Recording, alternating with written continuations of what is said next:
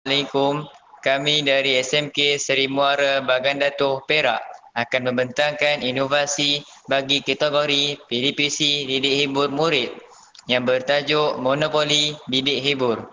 Ahli kumpulan kami terdiri daripada 4 orang ahli.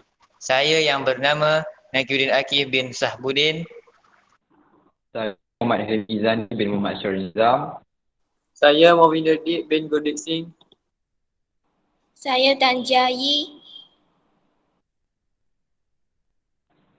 Objektif inovasi PDPC didik hibur. Yang pertama, proses pengajaran dan pembelajaran menjadi lebih menarik, seronok semasa belajar. Kedua, bahan didik hibur yang dihasilkan dapat membantu rakan-rakan belajar secara aktif dan bermakna. Yang ketiga, dapat menarik minat murid untuk terus belajar. Lain sekali, meningkatkan pencapaian positif murid tentang sesuatu yang dipelajari.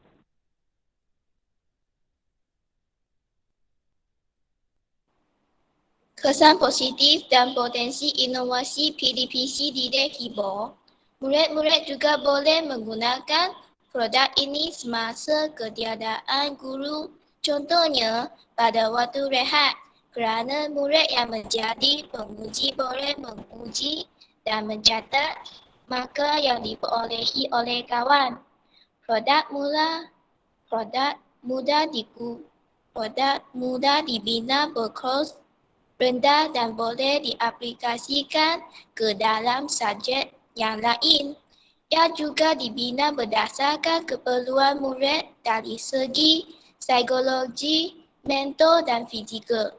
Mampu untuk melahirkan murid yang aktif, positif, berkeyakinan.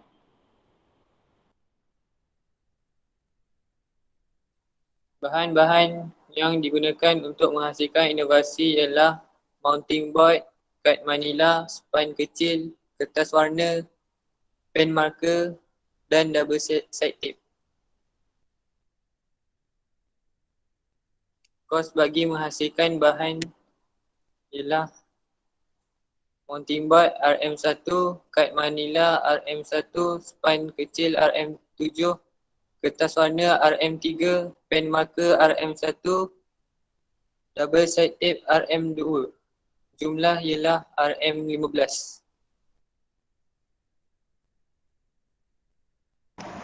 Manual penggunaan ini ialah: pertama, pemula permainan ini akan ditentukan dengan balingan dadu yang terbesar. Kedua, jika pemain mendapat tanda soal, pemain perlu menjawab soalan yang telah disediakan pada kad soalan. Ketiga, jika pemain mendapat tanda seru, pemain perlu melakukan denda yang melibatkan aktiviti fizikal. Keempat, jika pemain mendapat tanda undur 2 tapak, pemain perlu mengundur 2 tapak. Jika pemain mendapat tanda penjara, pemain perlu berhenti 1 pusingan.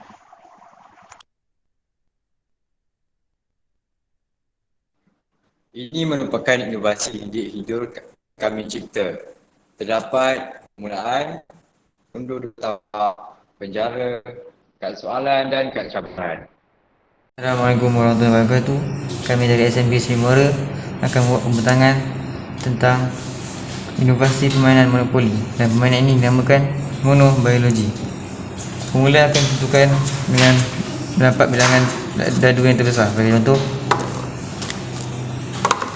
5 lebih besar daripada 4 dan akan dimulakan terlebih dahulu. 1, 2, 3. Jika pemain mendapat tanda soal ini mewakili soalan, iaitu katakan 2 bidang kajian biologi.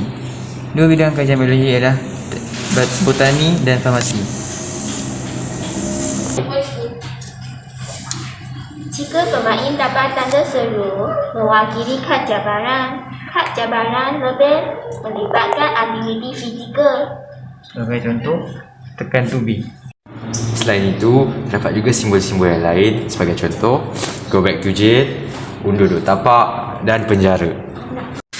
Akhir sekali, kegunaan inovasi ini ialah dapat memudahkan murid untuk mempelajari subjek biologi, dan ini akan menarik minat murid untuk lebih mempelajari bidang biologi. Sekian, terima kasih.